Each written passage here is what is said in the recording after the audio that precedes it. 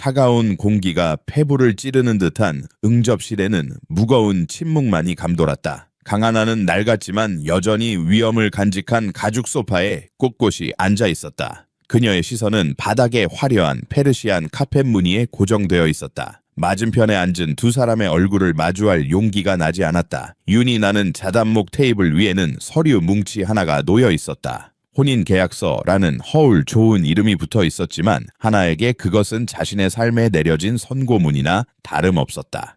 삼촌인 강민석 상무는 입가에 교활한 미소를 걸고 있었지만 그 눈빛은 탐욕으로 번뜩였다. 그 옆에 앉은 사촌 강유리는 팔짱을 낀 채 노골적인 경멸이 담긴 미소를 짓고 있었다. 마치 저급한 연극의 결말을 이미 알고 있다는 듯한 표정이었다. 하나야, 너무 긴장할 것 없다. 이건 다 널 위한 일이고 우리 가족 모두를 위한 일이야. 강민석이 부드러운 목소리로 말했지만 그 안에는 서슬 퍼런 강요가 담겨 있었다. 그는 테이블 위의 서류를 손가락으로 톡톡 두드렸다. 권지혁 대표 JB그룹의 총수다. 네가 그 사람과 결혼하면 위태로운 우리 회사는 물론이고 병상에 계신 할아버님 치료비도 걱정할 필요가 없게 돼. 할아버님을 생각해야지.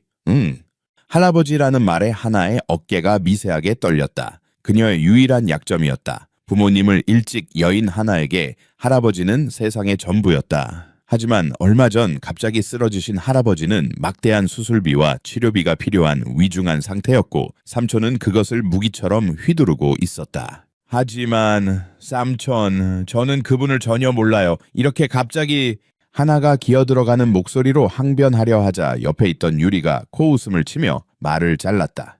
야, 강하나, 내 주제를 알아야지. 네가 지금 찬밥 더운 밥 가릴 때야. 얼굴도 평범하고 내세울 거라고는 아무것도 없는 네가 JB그룹의 안주인이 되는 거야. 이건 네 인생에 다시 없을 행운이라고 멍청하게 굴지 말고 고맙게 받아들여. 유리의 목소리는 칼날처럼 날카로웠다. 그녀는 늘 하나를 벌레 보듯 대했다. 어릴 때부터 영민하고 약삭빠른 자신과 비교하며 어수룩하고 존재감 없는 하나를 깎아내리는 것이 유리의 가장 큰 즐거움이었다. 그리고 그 멍청한 이미지는 하나가 스스로를 보호하기 위해 오랫동안 써온 가면이기도 했다. 하나는 입술을 깨물었다. 분노가 치밀어 올랐지만 그녀는 감정을 드러내지 않았다. 지금 반항하는 것은 어리석은 짓이었다. 그들은 이미 모든 판을 짜놓았고 자신은 그저 체스판 위의 졸에 불과했다. 할아버지를 살리기 위해서라면 기꺼이 희생양이 되어야 했다. 알겠어요. 할게요. 힘겹게 내뱉은 대답에 강민석의 얼굴에 만족스러운 미소가 번졌다. 유리는 진작 그럴 것이지라며 콧방귀를 뀌었다. 그래, 잘 생각했다. 이제 곧 권 대표님 쪽 사람이 올 테니 준비하고 있어.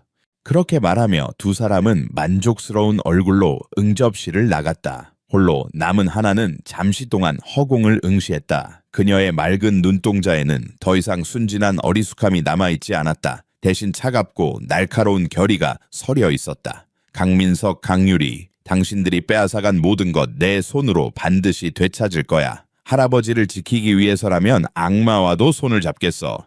얼마 지나지 않아 집사가 정중하게 문을 열고 한 무리의 사람들을 안내했다. 검은 정장을 입은 남자들, 그들의 위압적인 분위기는 집안의 공기를 순식간에 바꾸어 놓았다. 그리고 그들 사이에 세상의 모든 빛을 흡수하는 블랙홀처럼 한 남자가 서 있었다. 권지혁, JB그룹을 국내 최고의 자리에 올려놓은 입지전적인 인물. 냉혹한 결단력과 무자비한 사업 방식으로 비즈니스계의 폭군이라 불리는 남자. 사진으로만 보던 것보다 훨씬 더 압도적인 존재감이었다. 조각처럼 잘생긴 얼굴에는 어떤 감정도 담겨있지 않았고 깊고 어두운 눈은 사람의 영혼까지 꿰뚫어 보는 듯했다. 그는 강민석과 가볍게 목례를 나누고는 소파에 앉아있는 하나에게로 시선을 돌렸다. 그의 눈길이 닿는 순간 하나는 자신도 모르게 몸을 움츠렸다. 마치 강력한 포식자 앞에 놓인 작은 초식동물이 된 기분이었다. 처음 뵙겠습니다. 강하나입니다. 하나가 떨리는 목소리로 간신히 인사했다. 일부러 더 불안하고 겁에 질린 모습을 연기했다. 권지혁은 대답 없이 그녀를 위아래로 훑어볼 뿐이었다. 그의 시선에는 어떤 흥미나 호기심도 없었다. 마치 가구의 가치를 평가하는 감정사처럼 차갑고 무감정한 시선이었다. 앉으시죠, 권 대표님.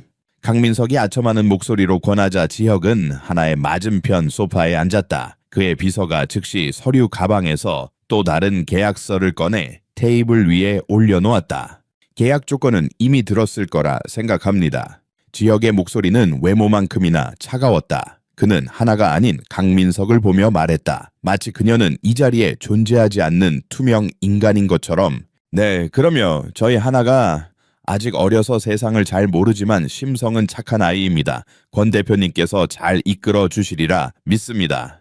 강민석은 비굴할 정도로 허리를 굽혔다. 지혁은 그의 말에 아무런 반응도 보이지 않은 채 테이블 위에 계약서를 턱으로 가리켰다.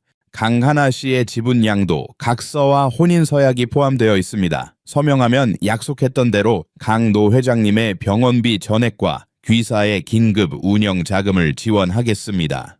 그의 말에는 단 1g의 감정도 실려 있지 않았다. 이것은 결혼이 아니었다. 철저한 비즈니스 M&A의 마지막 단계일 뿐이었다. 그는 강성제약이라는 몰락해가는 회사를 인수하기 위해 그 회사의 유일한 상속녀인 강하나를 구매하는 것이었다. 하나는 천천히 펜을 집어들었다. 손끝이 차갑게 식어 있었지만 그녀는 필사적으로 떨림을 감추었다. 그녀의 눈앞에 강민석과 강유리의 탐욕스러운 얼굴, 그리고 병상에 누워 희미한 숨을 내쉬는 할아버지의 모습이 스쳐 지나갔다. 괜찮아. 이건 연극일 뿐이야. 내가 이길 수 있는 판을 만들 때까지 나는 기꺼이 바보가 되어주겠어. 그녀는 계약서의 서명란에 자신의 이름을 적었다. 강하나. 또박또박 쓰인 세 글자는 그녀가 스스로에게 거는 족쇄이자 미래를 향한 피의 맹세였다. 서명을 마친 그녀가 펜을 내려놓자 지혁도 망설임 없이 자신의 이름을 적었다. 그의 필체는 성격처럼 단단하고 거침이 없었다. 모든 것이 끝나자 그는 자리에서 일어났다. 단 한순간도 지체할 생각이 없어 보였다. 결혼식은 일주일 뒤에 비공개로 진행합니다. 그 전까지 필요한 것들은 김 비서가 처리할 겁니다. 그는 하나에게 단 한마디의 말도 눈길도 주지 않고 몸을 돌렸다. 마치 볼일을 마친 상점의 손님처럼 무심했다. 그의 차가운 뒷모습을 보며 하나는 깨달았다. 이 남자는 강민석보다 더 위험하고 예측 불가능한 존재라는 것을. 자신은 호랑이 굴을 피하려다 용의 둥지로 들어온 셈이었다. 지혁이 떠나자 강민석과 유리의 얼굴에는 노골적인 기쁨이 떠올랐다. 해냈어. 이제 우리도 살았다. 강민석은 주먹을 불끈 쥐었고 유리는 하나에게 다가와 비웃음을 던졌다. 기꼴 좋네 강하나. 이제 넌 팔려가는 신세야. 그 얼음덩어리 같은 남자 밑에서 평생 숨도 못 쉬고 살겠지. 하지만 걱정 마. 내 목까지 내가 이 집에서 행복하게 잘 살아줄 테니까. 유리의 아기에 찬 말을 뒤로 하고 하나는 조용히 자리에서 일어났다. 그녀는 아무 대답도 하지 않았다. 지금은 그럴 때가 아니었다. 그녀의 싸움은 이제 막 시작되었을 뿐이었다. 자신의 방으로 돌아온 하나는 문을 잠그고 나서야 긴 한숨을 내쉬었다. 긴장으로 굳었던 몸이 풀리며 피로가 몰려왔다. 그녀는 침대에 쓰러지듯 누웠다. 천장에 매달린 화려한 샹들리에가 눈에 들어왔다. 한때는 따뜻하고 행복했던 이 집은 이제 그녀에게 차가운 감옥이나 다름없었다. 하지만 그녀는 좌절하지 않았다. 눈을 감자 머릿속에서 수많은 정보들이 빠르게 재구성되기 시작했다. 강성제약의 재무제표 주주 명부 강민석의 비자금 계좌로 의심되는 흐름, 그리고 JB그룹의 최근 투자 동향까지. 낮 동안 멍청한 가면 뒤에 숨어있던 그녀의 진짜 두뇌가 비로소 활동을 시작한 것이다. 그녀는 사실 평범하거나 어수룩한 것과는 거리가 멀었다. 어려서부터 숫자에 비상한 재능을 보였고 할아버지의 어깨 너머로 경영을 배우며 누구보다 날카로운 분석력과 통찰력을 키웠다. 하지만 그녀의 재능을 시기한 강민석과 그의 가족들의 견제 속에서 자신을 드러내는 것이 얼마나 위험한 일인지를 일찍 깨달았다. 그래서 그녀는 스스로를 감췄다. 아무것도 모르는 순진한 아이인 척 그렇게 자신과 할아버지를 지켜왔다. 하지만 이제 상황이 달라졌다. 할아버지가 쓰러지셨고 그녀는 가장 위험한 무대 위로 내던져졌다. 권지혁이라는 남자와의 결혼은 위기이자 기회였다. 권지혁, 그는 나를 단순한 거래의 부속품으로 보겠지. 그게 나에게는 최고의 무기가 될 거야. 아무도 경계하지 않는 멍청한 아내. 그보다 더 완벽한 위장은 없었다. 그녀는 권지혁의 그림자 속에서 강민석의 숨통을 조일 증거를 찾고 무너진 회사를 되찾을 힘을 길러야 했다. 그것은 외롭고 험난한 싸움이 될 터였다. 하나는 자리에서 일어나 낡은 책상 서랍 깊숙한 곳에서 작은 나무 상자를 꺼냈다. 상자 안에는 낡은 사진 한 장과 반으로 쪼개진 조개 껍데기 목걸이 한쪽이 들어있었다. 사진 속에는 5살배기 어린 자신과 낯선 남자아이가 나란히 서서 환하게 웃고 있었다. 어릴 적 할아버지의 별장에서 만났던 아이다. 아이는 울고 있었고 자신이 아끼던 이 조개 목걸이를 반으로 나눠주며 위로해줬던 기억이 어렴풋이 떠올랐다. 이거 줄게, 울지마. 이건 용감해지는 주문이야. 그 남자아이는 누구였을까? 지금은 어디서 무엇을 하고 있을까? 팍팍한 현실 속에서 그 아련한 기억은 하나가 간직한 유일한 온기였다. 그녀는 조개 껍데기를 부드럽게 쓰다듬으며 마음을 다잡았다. 그래, 용감해져야 해. 강하나, 이제부터 시작이야. 그녀의 눈빛은 밤하늘의 별처럼 차갑고도 선명하게 빛나고 있었다. 폭풍의 눈 속으로 걸어 들어가는 소녀는 더 이상 어리숙한 양이 아니었다. 발톱을 숨긴 암사자였다. 일주일이라는 시간은 쏜살같이 흘러갔다. 결혼식이라고 부르기 민망할 정도로 그들의 결합은 차갑고 사무적인 절차에 불과했다. 화려한 웨딩드레스도 축복의 하객도 사랑의 서약도 없었다. 구청의 작은 사무실에서 몇 명의 변호사가 입회한 가운데 두 사람은 혼인신고서에 기계적으로 도장을 찍었다. 그것으로 모든 것이 끝이었다. 강하나는 그 순간부터 법적으로 권지혁의 아내가 되었다. 결혼식이 끝나자마자 그녀는 짐 가방 하나만 들고 권지혁의 저택으로 옮겨졌다. 서울의 부촌이 한눈에 내려다 보이는 언덕 위에 자리한 저택은 성이라고 불러도 될 만큼 거대하고 웅장했다. 통유리와 차가운 대리석으로 지어진 현대적인 건물은 완벽한 균형미를 자랑했지만 그 어디에서도 사람 사는 온기는 느껴지지 않았다. 잘 가꿔진 정원조차도 자로 잰 듯 인공적인 느낌을 주었다. 그곳은 따뜻한 보금자리라기보다는 권지혁이라는 남자의 성격을 그대로 빼닮은 하나의 거대한 유리 요새 같았다. 현관문이 열리자 단정한 유니폼 차림의 중년 여성이 허리를 숙여 그녀를 맞았다. 사모님, 처음 뵙겠습니다. 이 집의 집사 오 여사입니다. 오 여사의 목소리는 정중했지만 그녀의 눈빛은 날카로운 칼날처럼 하나의 머리부터 발끝까지를 훑었다. 그 시선 속에는 은밀한 경멸과 평가가 담겨 있었다. 몰락한 가문 출신의 볼품없는 새 안주인, 이미 모든 소문과 정보를 파악하고 있다는 듯한 태도였다. 아, 네, 안녕하세요. 하나는 어색하게 고개를 숙이며 연기를 시작했다. 이 거대한 저택의 위압감에 잔뜩 주눅이 든 순진하고 세상 물정 모르는 소녀의 모습이었다. 오 여사는 그런 그녀의 태도에 만족한 듯 희미한 미소를 지으며 그녀를 안으로 안내했다.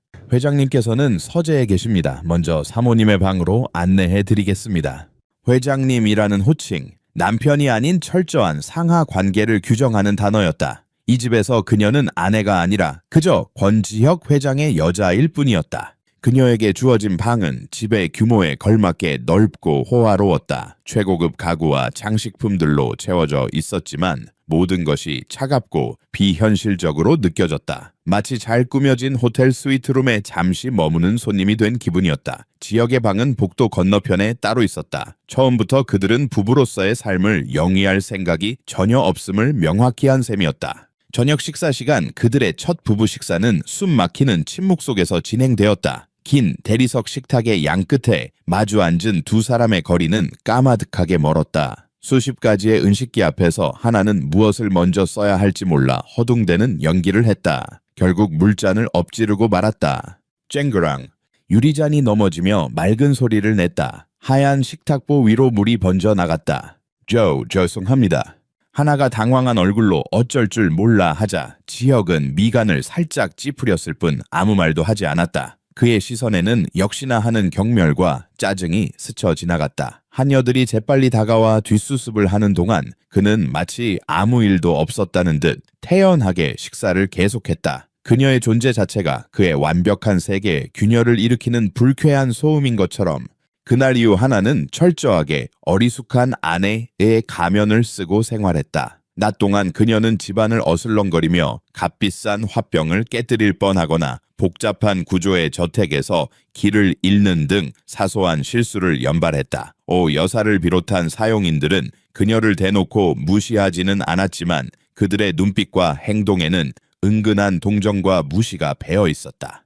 지혁은 대부분의 시간을 회사에서 보냈고 집에 돌아와서도 서재에 틀어박혀 나오지 않았다. 그와 마주치는 시간은 아침과 저녁 식사 시간이 전부였지만 그마저도 대화 한마디 없이 지나갔다. 그는 그녀에게 아무것도 묻지 않았고 그녀 또한 감히 그에게 말을 걸지 않았다. 두 사람은 같은 공간에 있지만 서로 다른 차원에 존재하는 유령과도 같았다. 하지만 모두가 잠든 깊은 밤이 되면 유령은 비로소 자신의 진짜 모습을 드러냈다.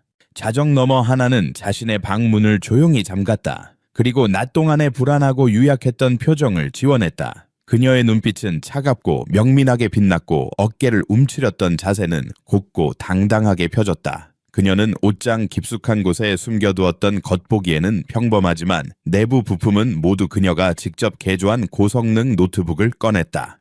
노트북을 켜자 어두운 방 안을 파란빛의 스크린이 밝혔다. 화면에는 복잡한 코드와 암호화된 데이터 금융시장의 그래프들이 빽빽하게 떠올랐다. 낮에 강하나는 온데간데 없고 밤의 어둠 속에서 활동하는 날카로운 전략가의 모습만이 존재했다. 그녀의 첫 번째 목표는 강성제약이었다. 삼촌 강민석이 장악한 회사의 내부 서버에 접속하는 것은 생각보다 쉬웠다. 보안 시스템은 허술하기 짝이 없었고 마치 와서 털어가시오라고 말하는 것 같았다. 그녀는 비웃음을 흘리며 가상 IP를 수십 번 우회하여 자신의 흔적을 완벽하게 지웠다. 그녀의 손가락이 키보드 위에서 춤을 추듯 빠르게 움직였다. 회계 장부 내부 결제, 서류 이메일 기록. 그녀는 강민석이 지난 몇 년간 회사 돈을 어떻게 빼돌렸는지 그 증거들을 하나씩 찾아 나갔다. 페이퍼 컴퍼니를 이용한 자금 세탁, 허위 계약을 통한 리베이트 수수 연구 개발비 횡령, 증거는 차고 넘쳤다. 그는 회사를 살리려는 것이 아니라 남은 단물까지 완전히 빨아먹고 껍데기만 남기려는 속셈이었다. 이걸로는 부족해. 결정적인 한 방이 필요해.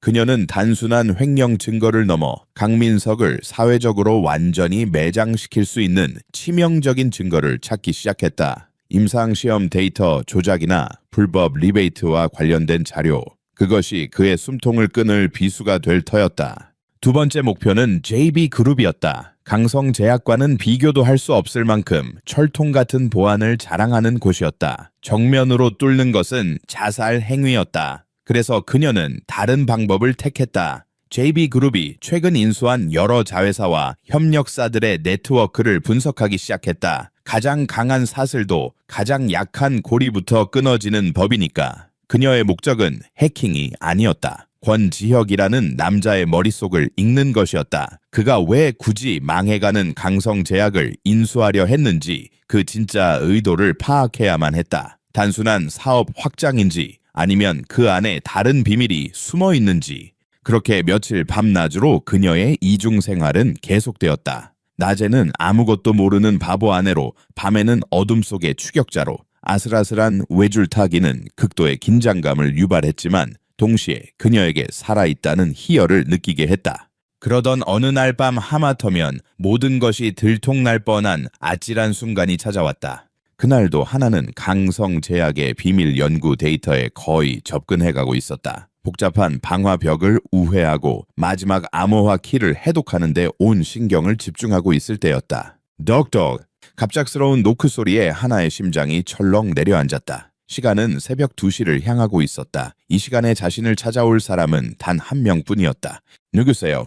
그녀는 최대한 잠이 덜 깬 목소리를 연기하며 물었다. 노트북 화면에는 이제 막 해독이 끝난 불법 임상시험 데이터 파일이 떠 있었다. 나다. 문 밖에서 들려온 것은 권지혁의 낮고 차가운 목소리였다. 하나의 머릿속이 하얗게 비었다. 그녀는 본능적으로 눈 깜짝할 사이에 화면 전환 단축키를 눌렀다. 복잡한 데이터 화면은 순식간에 여성 의류 온라인 쇼핑몰 페이지로 바뀌었다. 잠시만요. 그녀는 재빨리 침대에서 일어나 흐트러진 머리를 정리하고 문으로 다가갔다. 문을 열자 실내복 차림의 지혁이 무표정한 얼굴로 서 있었다. 그의 손에는 서류 봉투 하나가 들려 있었다. 내일 오전에 있을 자선 행사에 부부 동반으로 참석해야 한다. 관련 자료니 미리 읽어둬. 그는 서류를 건네며 무심코 방 안을 훑어보았다. 그의 시선이 아직 켜져 있는 노트북 화면에 잠시 머물렀다. 이 시간까지 안 자고 뭘 하고 있었지? 그의 질문에 하나의 등줄기에서 식은땀이 흘렀다. 아, 그게 잠이 안 와서 옷 구경 좀 하고 있었어요. 자선 행사 때 입을 만한 옷이 있을까 해서요.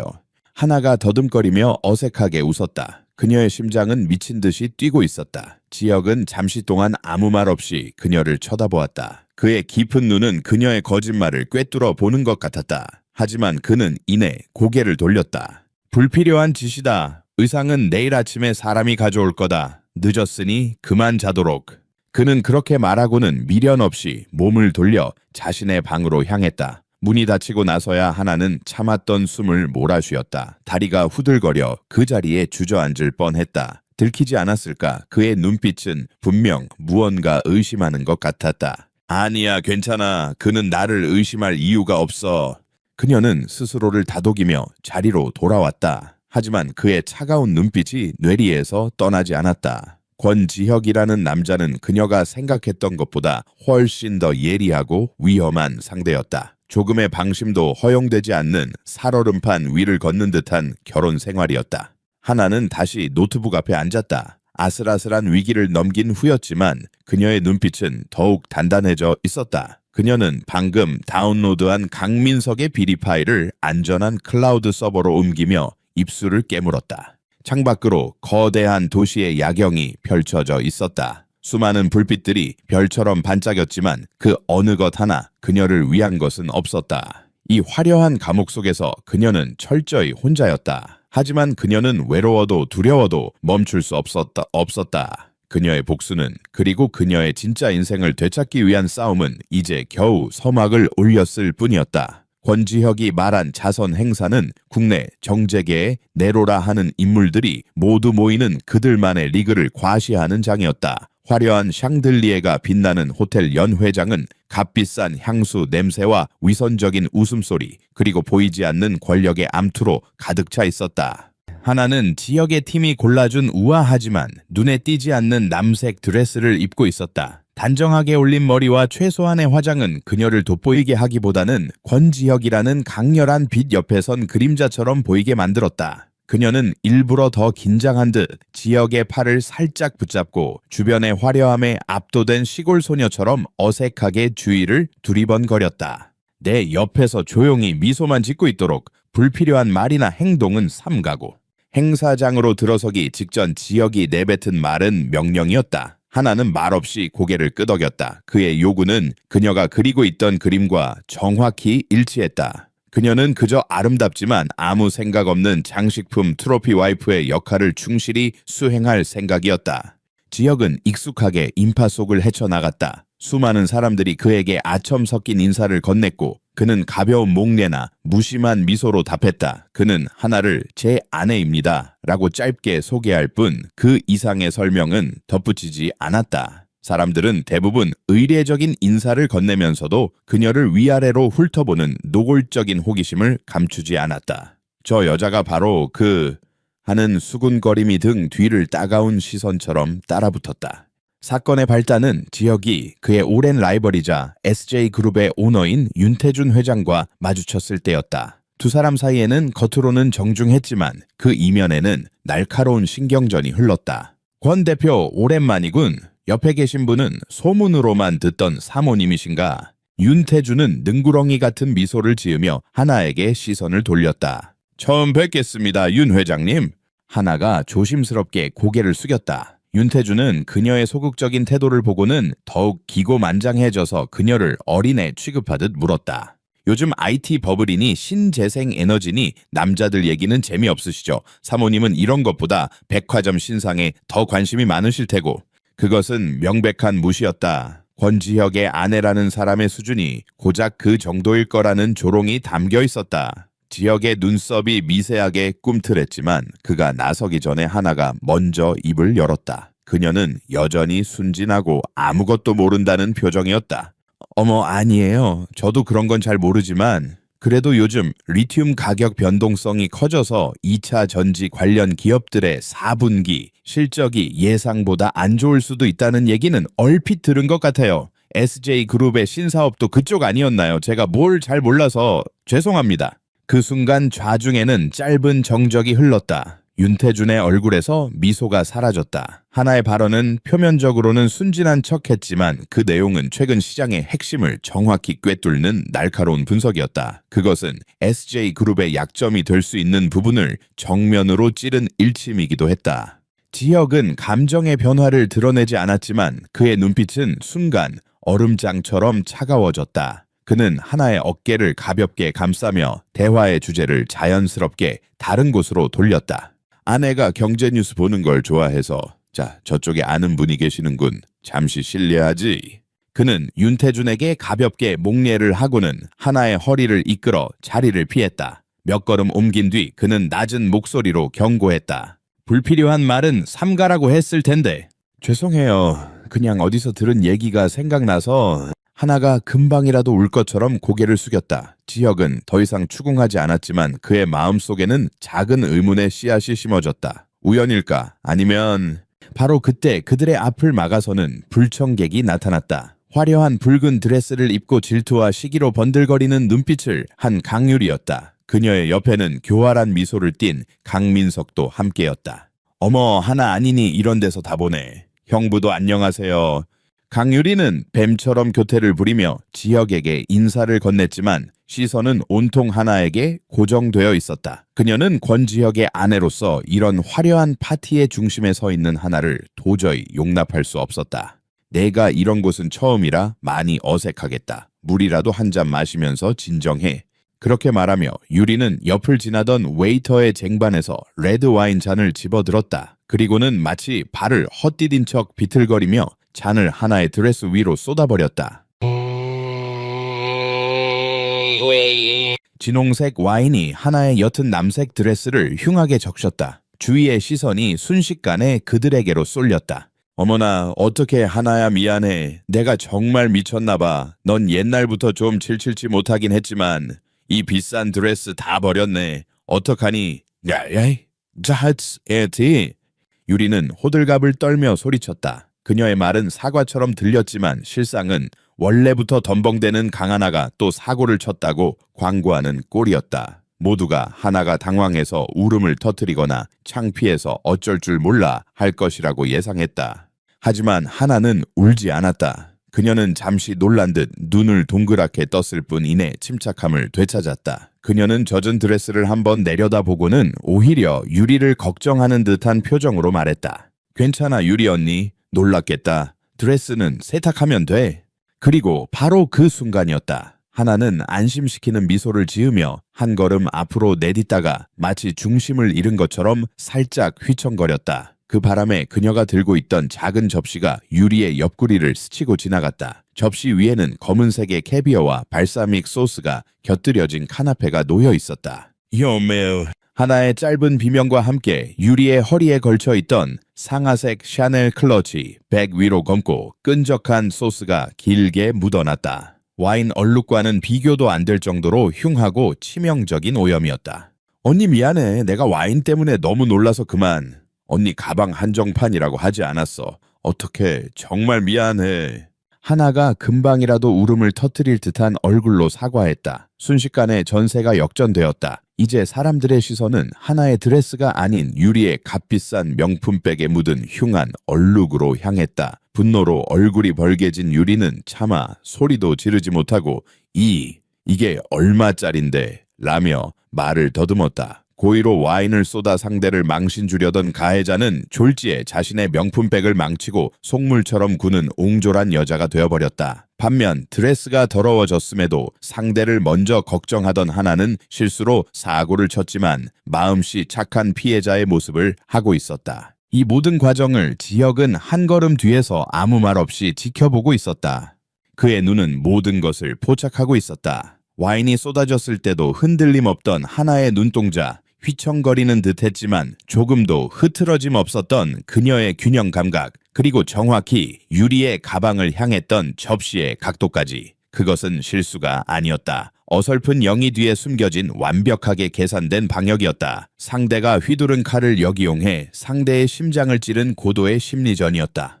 지혁은 그제야 움직였다. 그는 부드럽게 하나에게 다가가 그녀의 등을 감쌌다. 겉보기에는 아내를 보호하는 남편의 모습이었다. 괜찮소. 그의 낮은 목소리가 하나의 귓가에 울렸다. 하나는 고개를 들어 그를 보며 살짝 겁에 질린 표정으로 고개를 끄덕였다. 지혁은 그런 그녀를 잠시 내려다보다가 이내 유리를 향해 얼음처럼 차가운 시선을 던졌다. 그 시선에 유리는 그 자리에 얼어붙고 말았다. 소란 피우지 말고 조용히 사라지는 게 좋을 거다. 내 아내에게 무슨 짓을 한 건지 내가 모를 것 같나. 그의 말에 강민석이 사색이 되어 딸의 팔을 끌고 황급히 사과하며 자리를 떴다. 저택으로 돌아오는 차 안 무거운 침묵이 흘렀다. 지혁은 운전대를 잡은 채 한마디도 하지 않았고 하나는 창밖을 내다보며 아무 일도 없었다는 듯 순진한 표정을 짓고 있었다. 하지만 지혁은 계속해서 힐끗힐끗 그녀를 쳐다보았다.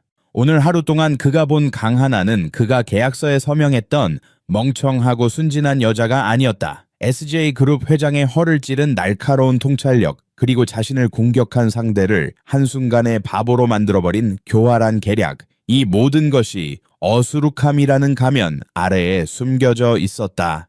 그는 퍼즐 조각을 맞추고 있었다. 결혼 전 강민석이 넘겨준 자료 속의 강하나는 존재감이 없는 인물이었다. 하지만 오늘 그가 본 강하나는 달랐다. 그녀는 발톱을 숨기고 있는 고양이 같았다. 왜 정체를 숨기는 거지? 목적은 무엇일까?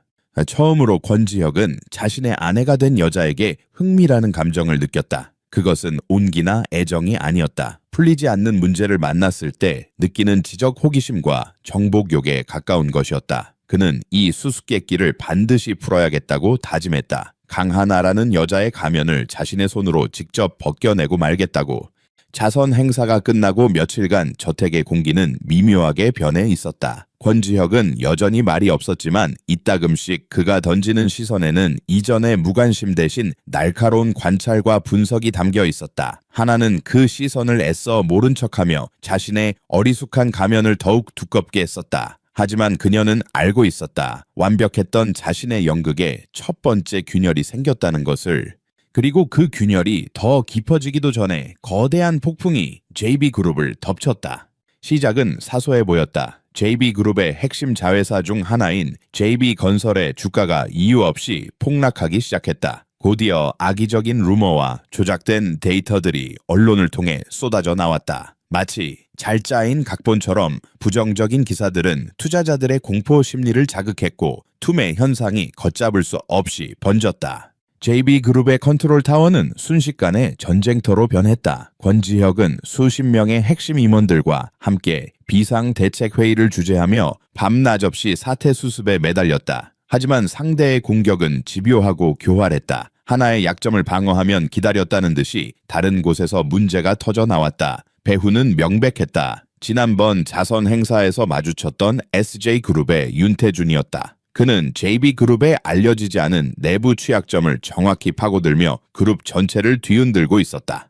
저택으로 돌아오는 지혁의 얼굴에는 날이 갈수록 피로와 냉혹한 분노가 뒤섞여 있었다. 그는 서재에 틀어박혀 수많은 보고서를 검토했고 그의 신경은 끊어질 듯 팽팽하게 당겨져 있었다. 하나는 이 모든 상황을 조용히 지켜보고 있었다. 뉴스 헤드라인과 인터넷에 떠도는 정보들, 그리고 저택의 무거운 공기만으로도 사태의 심각성을 파악하기에 충분했다. 그녀는 내심 갈등했다. 권지혁을 도와야 하는가? 그는 그녀를 돈으로 사온 냉혈한일 뿐이다. 그의 제국이 무너지든 말든 그녀와는 상관없는 일이었다. 하지만 이성적인 판단은 다른 말을 하고 있었다. 만약 JB그룹이 이번 사태로 심각한 타격을 입는다면 강성제약 인수건은 없던 일이 되거나 최악의 조건으로 변경될 수 있었다. 그렇게 되면 할아버지를 지키고 강민석에게 복수하려던 자신의 계획 전체가 수포로 돌아갈 터였다. 또한 그녀의 마음 한구석에서는 순수한 지적 호기심이 꿈틀거렸다. 윤태준의 공격 방식, 그리고 그에 맞서는 권지혁의 두뇌 싸움은 그녀에게 흥미로운 체스 게임처럼 보였다. 그리고 그녀는 이 게임의 판도를 바꿀 수 있는 히든 카드를 쥐고 있었다. 결국 그녀는 결정을 내렸다. 돕겠다. 하지만 내 정체를 드러낼 수는 없다. 지금은 때가 아니다. 그날 밤 하나는 평소보다 더 깊은 어둠 속으로 숨어들었다. 그녀의 노트북 화면은 JB그룹과 SJ그룹의 방대한 데이터로 가득 찼다. 그녀는 윤태준의 공격 패턴을 역추적하기 시작했다. 금융시장 데이터 자회사들의 내부 거래 내역 관련 인물들의 SNS 활동까지 그녀는 흩어져 있는 수백만 개의 정보 조각들을 짜 맞추며 거대한 그림을 완성해 나갔다.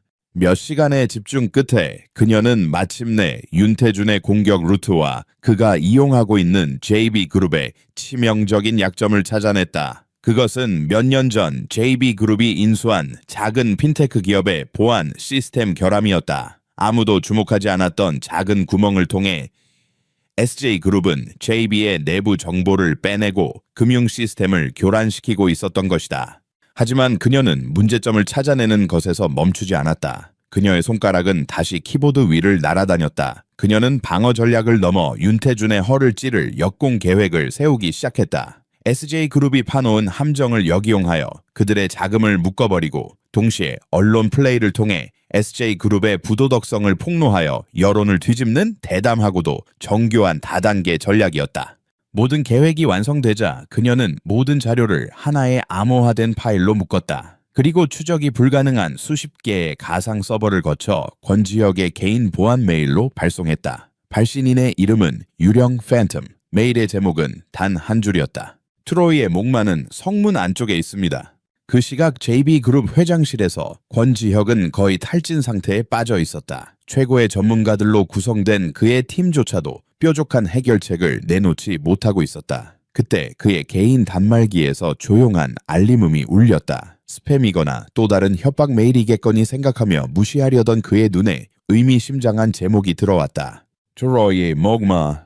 그것은 현재 그들이 당하고 있는 상황의 본질을 꿰뚫는 한마디였다. 그는 홀린 듯이 메일을 열었다. 복잡한 암호로 잠겨있는 파일을 해독하는 데는 몇 분이 걸리지 않았다. 그리고 파일이 열리는 순간 그의 눈은 경악과 흥분으로 크게 뜨였다. 파일 안에는 현재 JB그룹이 처한 위기의 원인과 해결책, 그리고 SJ그룹을 향한 완벽한 방역 시나리오까지 담겨 있었다. 분석은 신랄할 정도로 정확했고 전략은 감탄이 나올 만큼 대담하고 우아했다. 자신의 팀이 며칠 밤낮을 새워도 찾아내지 못한 핵심을 익명의 누군가가 완벽하게 파악하고 있었던 것이다. 마치 자신의 머릿속에 들어왔다 나간 것처럼 자신이 가장 선호하는 방식의 무자비하고 효과적인 전략이었다. 팬텀, 대체 누구지?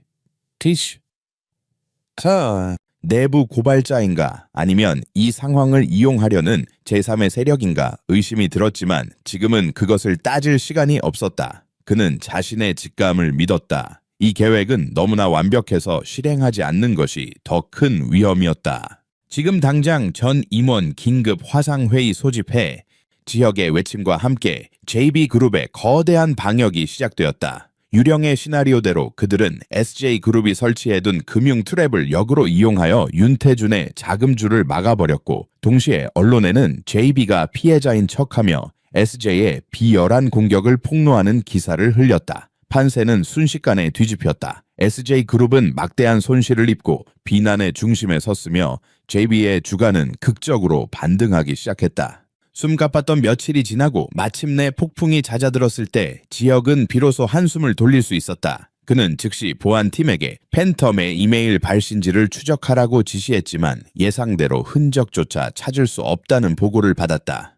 머리를 식힐 겸 그는 주말에 선친들이 잠들어 있는 가족 묘원을 찾았다. 복잡한 마음을 정리하고 싶었다. 그곳에서 집안을 오랫동안 돌봐온 늙은 집사가 그에게 낡은 오동나무 상자 하나를 건넸다. 선대 회장님께서 도련님이 어른이 되면 전해주라고 하셨던 물건들입니다. 상자 안에는 할아버지의 낡은 만년필, 회중시계 같은 유품들이 들어있었다. 그리고 그 속에서 지혁은 작은 벨벳 주머니 하나를 발견했다. 주머니를 열자 그 안에서 낡고 빛바랜 조개 껍데기 목걸이 한쪽이 떨어져 나왔다. 그것을 손에 쥐는 순간 그의 머릿속에서 오랫동안 잊고 있던 기억의 파편들이 폭풍처럼 휘몰아쳤다. 햇살이 가득한 여름의 정원, 짭짤한 바다 냄새, 그리고 할아버지에게 크게 혼나 울고 있던 어린 자신과 그런 자신에게 다가와 손을 내밀던 한 소녀, 까맣고 커다란 눈망울이 유난히 선했던 소녀였다. 울지마, 이건 용감해지는 주문이야. 소녀는 자신이 하고 있던 조개 목걸이를 풀어 반으로 쪼갠 뒤 한쪽을 그의 손에 쥐어 주었다. 희미한 기억 속에서 두 분의 할아버지가 흐뭇하게 웃으며 우리 가문이 드디어 하나가 되겠구나 라고 말하던 목소리가 들리는 듯했다. 기억은 안개처럼 흐릿했지만 그때 느꼈던 따스함과 위로의 감정은 너무나도 생생했다. 그것은 지난 수십 년간 그가 잊고 살았던 그의 차가운 세상에는 존재하지 않는 종류의 감정이었다. 그 소녀는 누구였을까? 그 약속은 대체 무엇이었을까? 그날 밤 저택으로 돌아온 지혁은 서재 창가에 서서 복잡한 생각에 잠겼다. 그의 머릿속은 두 가지 미스터리로 가득 차 있었다. 자신의 제국을 구한 정체불명의 전략가 팬텀, 그리고 잊고 있던 과거의 한 조각을 들고 나타난 조개 껍데기 소녀. 그때 그의 시선이 아래층 정원을 산책하고 있는 하나의 모습에 닿았다. 평소처럼 수수하고 조용한 모습이었다. 그는 즉시 고개를 저었다. 말도 안 되는 생각이다. 저 여자와 이 모든 일을 연결시키는 것은 불가능했다. 하지만 그는 처음으로 자신이 세워놓은 완벽한 통제의 세계가 보이지 않는 거대한 운명의 힘에 의해 흔들리고 있음을 느꼈다. 팬텀과 소녀, 전혀 다른 두 개의 퍼즐 조각이 어쩌면 하나의 그림을 그리고 있는 것일지도 모른다는 불길하면서도 강렬한 예감에 사로잡혔다. 유령 팬텀의 존재는 권지혁의 머릿속을 떠나지 않는 수수께끼가 되었다. 그 익명의 조력자는 단순한 정보 제공자가 아니었다. 그는 지혁 자신조차 생각하지 못했던 방식으로 판을 읽고 그의 의도를 정확히 파악하여 한 발 앞서 길을 제시했다. 그것은 섬뜩할 정도로 완벽한 공감대이자 지독히도 위험한 매력이었다. 지혁은 평생 누구에게도 자신의 등을 맡겨본 적이 없었지만 팬텀에게는 그럴 수도 있겠다는 위험한 생각마저 들었다. 그는 반드시 팬텀의 정체를 밝혀내야만 했다. 그것이 우군인지 적군인지 확인하는 것은 생존의 문제였다. 그는 세계 최고의 사이버 보안 전문가들로 구성된 자신의 비밀팀 그림자를 소집했다. 공식적으로는 존재하지 않는 오직 그의 명령에만 움직이는 조직이었다. 단 하나의 흔적이라도 좋아. 팬텀의 IP 주소 사용 언어의 미세한 패턴 코드의 버릇까지 모든 것을 분석해서 정체를 밝혀내. 하지만 절대 상대가 눈치채게 해서는 안 된다. 지역의 명령은 단호했다. 그는 팬텀이 다시 나타날 것을 직감했고 그 순간을 위해 거대한 그물을 치기 시작했다. 그는 JB그룹의 내부 네트워크에 미끼를 던졌다. SJ그룹과의 싸움 이후 남겨진 후속 처리 문제 중 몇 가지 고의적인 오류와 함정을 포함시킨 가짜 최고 기밀 보고서를 만들어 특정 서버에 업로드한 것이다. 만약 팬텀이 정말로 JB그룹의 내부를 손바닥 보듯 들여다보고 있다면 이 미끼를 물지 않을 리 없었다. 한편 하나는 JB그룹의 위기가 해결된 후에도 자신의 활동을 멈추지 않았다. 강민석에 대한 복수는 아직 끝나지 않았기 때문이었다. 그녀는 밤마다 어둠 속에서 그의 비자금 흐름을 끈질기게 추적했고 마침내 그 자금이 해외의 불법 의약품 브로커와 연결되어 있다는 결정적인 단서를 찾아냈다. 강민석은 강성제약의 신약 개발 데이터를 이 브로커에게 팔아넘기고 그 대가로 막대한 뒷돈을 챙기고 있었던 것이다. 이것이 바로 그녀가 찾던 결정적인 한 방이었다. 단순한 횡령이 아닌 회사의 존립 자체를 뒤흔드는 반역 행위. 이 증거만 확보한다면 강민석을 사회적으로 완전히 매장시킬 수 있었다. 문제는 그 증거가 담긴 파일이 강민석의 개인 집무실에 있는 외부 네트워크와는 완전히 차단된 air-gapped 컴퓨터에 저장되어 있다는 점이었다. 물리적인 접근 없이는 해킹이 불가능한 철옹성이었다. 직접 들어가야 해. 위험천만한 계획이었지만 다른 방법이 없었다. 그녀는 며칠에 걸쳐 강성제약 본사의 보안 시스템 도면과 경비 교대 시간, CCTV 사각지대 등을 분석하며 완벽한 침투 계획을 세웠다. 결전의 날밤 하나는 지역이 해외 투자자들과의 화상회의로 늦는다는 것을 확인하고 조용히 저택을 빠져나왔다. 검은 옷으로 온몸을 감싼 그녀는 더 이상 어리숙한 안주인이 아니었다. 어둠 속에서 움직이는 날렵한 그림자, 그 자체였다. 그녀는 사전에 파악해둔 경로를 따라 한치의 오차도 없이 강성제약 건물에 잠입했다. 복잡한 보안 시스템을 해제하고 강민석의 집무실 문을 여는 데는 10분도 채 걸리지 않았다. 심장이 미친 듯이 뛰었지만 그녀의 손은 침착했다. 그녀는 준비해온 특수 USB를 그의 개인 컴퓨터에 연결했다. 데이터가 복사되는 몇 분의 시간은 영원처럼 길게 느껴졌다. 마침내 파일 전송이 완료되고 USB를 뽑아내는 순간 그녀는 안도의 한숨을 내쉬었다. 하지만 바로 그때였다.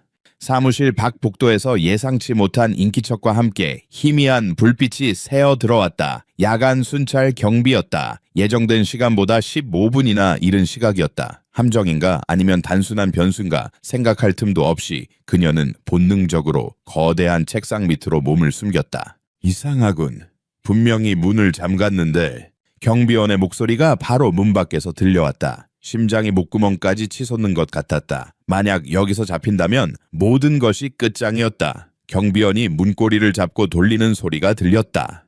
그 순간 지역의 저택 서재에서는 경고음이 울려 퍼지고 있었다. 그림자 팀이 설치해둔 감시 시스템이 팬텀의 움직임을 포착한 것이다. 팬텀은 놀랍게도 그들이 던진 미끼에는 아무런 반응을 보이지 않았다. 대신 전혀 예상치 못한 JB그룹과는 아무런 상관도 없는 강성제약의 내부 네트워크에 접속한 흔적이 발견되었다. 회장님, 팬텀이 강성제약 서버에 있습니다. 지금 실시간으로 내부 CCTV 화면을 빼내고 있습니다.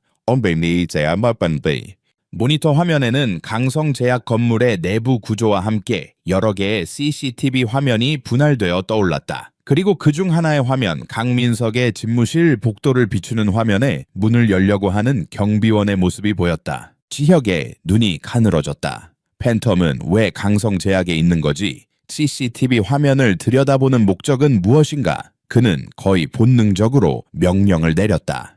당장 강성제약의 전체 보안 시스템을 원격으로 마비시켜 모든 전원을 5분간 차단해 정전 사태로 위장하도록. 그의 명령이 떨어지기 무섭게 강성제약 건물 전체가 암흑에 휩싸였다.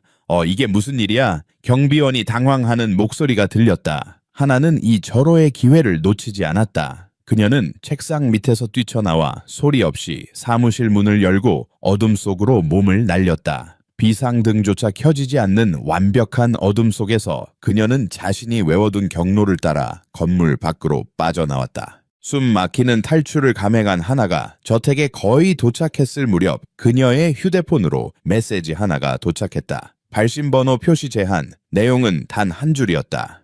고양기의 목에 방울을 달았군. 하지만 진짜 사냥은 이제부터다. K.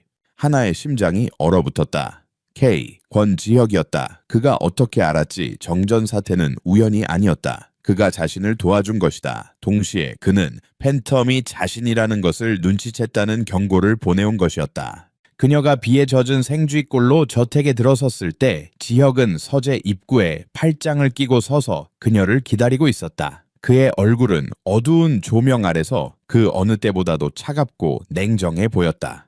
늦은 시간에 산책이라도 다녀온 건가? 옷이 흠뻑 젖었군. 그의 목소리에는 비꼬는 듯한 기색이 역력했다. 하나는 아무 말도 할 수 없었다. 어떤 변명도 통하지 않을 것임을 직감했다. 그녀의 가면은 산산조각이 나 있었다. 내 서재로 들어오지? 할 얘기가 있을 것 같군, 팬텀. 지혁이 마지막 단어를 내뱉는 순간 방 안의 공기는 얼음장처럼 차가워졌다. 마침내 두 사람의 숨 막히는 가면 무도회가 막을 내리는 순간이었다. 서재 안지혁은 자신의 책상에 기대선 채 그녀를 쏘아보고 있었다. 그의 눈빛은 분노보다는 차라리 지독한 호기심과 당혹감에 가까웠다. 언제부터였지? 아니, 그보다 먼저 물어야 할 질문이 있군. 왜 그랬나? 하나는 더 이상 숨기지 않았다. 그녀는 젖은 머리카락을 쓸어 넘기며 그를 똑바로 마주 보았다. 그녀의 눈빛에는 더 이상 연약함이나 두려움이 없었다. 오직 차가운 결의와 지성만이 번뜩이고 있었다. 당신이 알아야 할 이유는 없어요. 이건 내 싸움이니까. 내 싸움에 내 그룹을 끌어들이고 내 뒤에서 유령처럼 움직이는 게 네 방식인가? 지역의 목소리가 낮게 가라앉았다. 바로 그때 그의 책상 위에 놓여있던 낡은 오동나무 상자가 하나의 눈에 들어왔다. 그리고 그 상자 밖으로 살짝 삐져나온 익숙한 물건, 반으로 쪼개진 조개껍데기 목걸이였다. 하나의 심장이 쿵 하고 내려앉았다. 그녀는 자신도 모르게 손을 뻗어 자신의 목에 걸린 드레스 안에 숨겨져 있던 나머지 반쪽을 매만졌다. 그녀의 미세한 움직임을 놓치지 않은 지혁의 시선이 그녀의 목으로 향했다. 그의 눈이 믿을 수 없다는 듯 크게 뜨였다. 그는 천천히 상자에서 자신의 목걸이를 꺼내 들었다. 소마, 너는...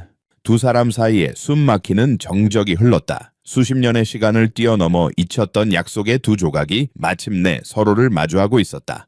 멍청한 아내, 비밀의 조력자, 그리고 기억 속의 소녀. 흩어져 있던 모든 퍼즐 조각들이 하나의 그림으로 맞춰지는 순간이었다. 하지만 그 그림은 아름다운 재회가 아닌 더 큰 폭풍의 서막을 알리고 있었다. 서재 안의 시간은 멈춘 듯했다. 권지혁의 손에 들린 반쪽짜리 조개 목걸이와 강하나의 손끝에서 떨리고 있는 또 다른 반쪽. 수십 년의 세월을 사이에 둔 두 개의 조각은 서로를 향해 희미한 빛을 발하는 것 같았다. 그 어떤 정교한 위장이나 계산된 연기도 이 운명적인 증거 앞에서는 무용지물이었다. 여떻게 네가... 지혁의 목소리는 평소의 냉정함을 잃고 희미하게 떨리고 있었다. 그의 머릿속에서는 혼란스러운 기억의 파편들이 거센 파도처럼 휘몰아쳤다. 햇살 아래 환하게 웃던 소녀의 얼굴, 용감해지는 주문이라며 속삭이던 목소리, 그리고 할아버지들의 웃음소리, 그 모든 것이 눈앞에 강하나와 겹쳐졌다. 그가 그토록 경멸하고 의심했던 멍청한 아내의 가면을 쓴 여자와 하나 역시 마찬가지였다. 그녀는 권지혁이라는 이름 뒤에 가려져 있던 기억, 저편의 울보 소년을 보았다. 자신에게 처음으로 순수한 친절을 베풀어 주었던, 그래서 평생 잊지 못할 온기로 남아있던 소년. 그가 바로 이 얼음 같은 남자였다니. 운명의 장난은 너무나도 지독했다. 말해, 전부 다. 먼저 침묵을 깬 것은 지혁이었다. 그의 목소리는 다시금 차분함을 되찾았지만 그 안에는 반드시 모든 것을 알아야겠다는 강렬한 의지가 담겨 있었다. 더 이상 숨을 곳도 숨길 이유도 없었다. 하나는 길고 깊은 숨을 내쉬었다. 그녀는 모든 것을 털어놓았다. 부모님을 여인 후 삼촌과 사촌의 시기 속에서 자신을 지키기 위해 어리숙한 가면을 쓰고 살아야 했던 어린 시절, 할아버지 어깨너머로 경영을 배우며 키웠던 그녀의 진짜 재능. 할아버지가 쓰러지신 후 회사를 송두리째 삼키려는 강민석의 탐욕과 음모, 그리고 할아버지를 살리기 위해 복수를 위해 기꺼이 그의 거래품이 되어 이 집에 들어온 이유까지. 그녀의 이야기는 담담했지만 그 안에는 홀로 감내해야 했던 수많은 고통과 결의가 녹아 있었다. 지혁은 한마디도 하지 않고 끝까지 들었다. 그의 시선은 더 이상 그녀를 평가하거나 분석하지 않았다. 대신 그 자리에는 복잡하고 새로운 감정들이 소용돌이치고 있었다. 경멸은 경탄으로, 의심은 이해로, 그리고 무관심은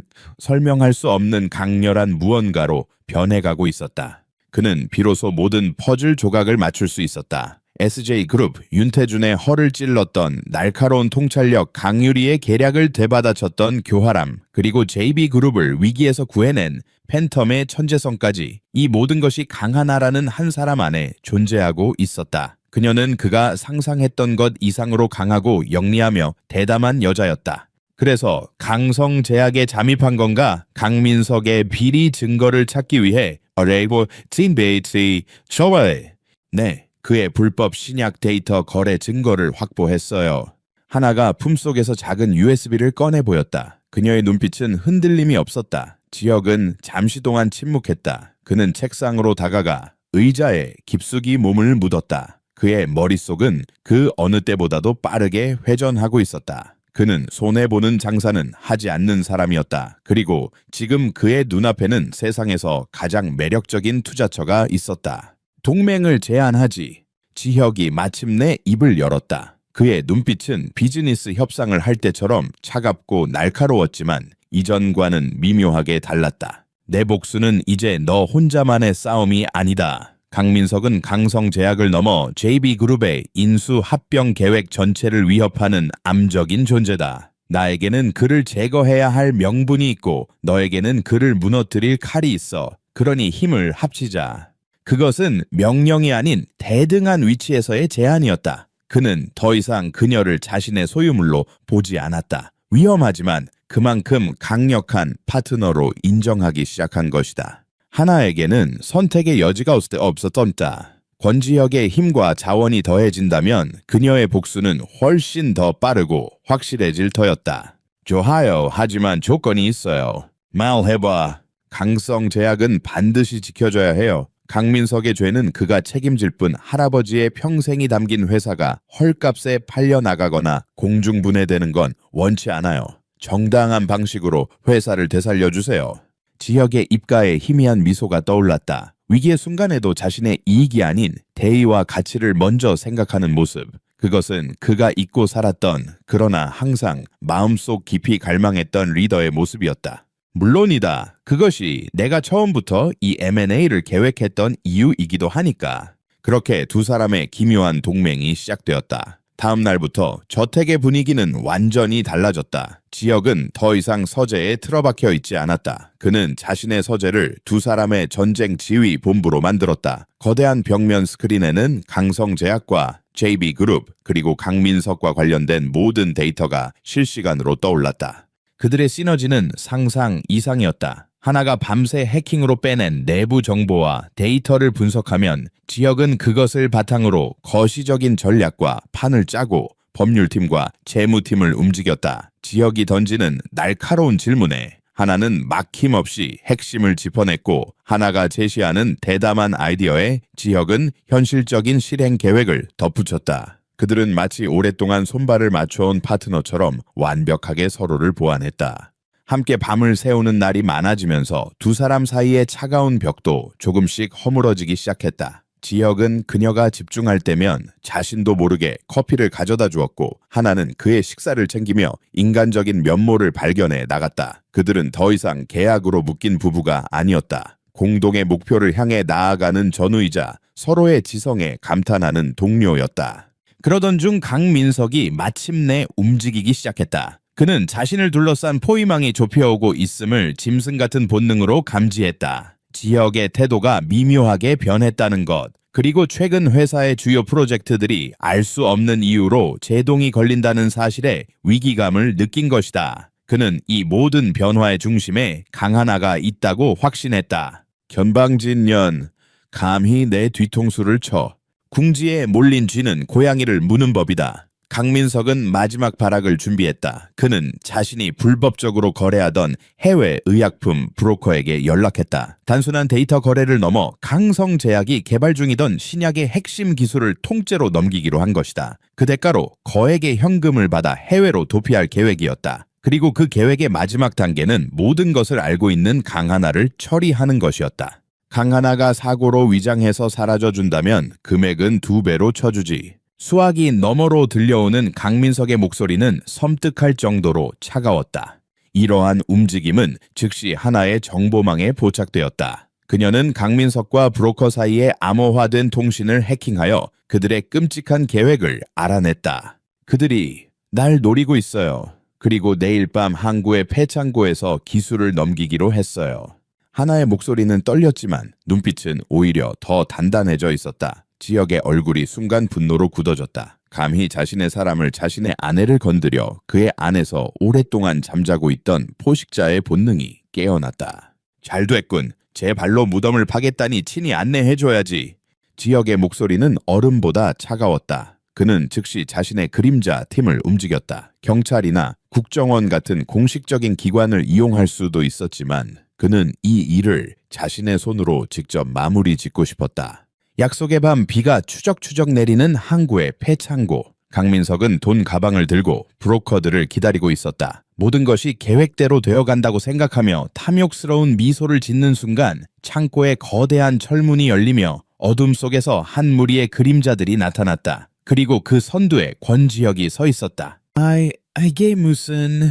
강민석이 당황하여 뒷걸음질 쳤다. 브로커들은 이미 지혁의 팀에 의해 처리된 후였다. 당신의 더러운 연극은 이제 끝났소, 강상무. 지혁이 차갑게 말하며 다가서는 순간 미처 처리되지 못한 브로커의 부하 하나가 숨어있던 컨테이너 뒤에서 뛰쳐나와 지혁을 향해 칼을 휘둘렀다. 너무나도 갑작스러운 공격이었다. 하지만 그보다 더 빠른 것이 있었다. 안 돼요. 하나가 어디서 나타났는지 지혁의 앞을 막아서며 몸을 던졌다. 그녀는 그가 위험에 처하는 것을 본능적으로 용납할 수 없었다. 지혁의 눈이 커졌다. 그는 반사적으로 하나의 몸을 끌어안고 몸을 돌렸다. 퍽! 둔탁한 소리와 함께 칼날은 지혁의 팔을 깊숙이 파고들었다. 짙은 피가 그의 하얀 셔츠 위로 번져나갔다. 그림자 팀이 순식간에 괴한을 제압했지만 이미 엎질러진 물이었다. 괜찮아요. 정신 차려요.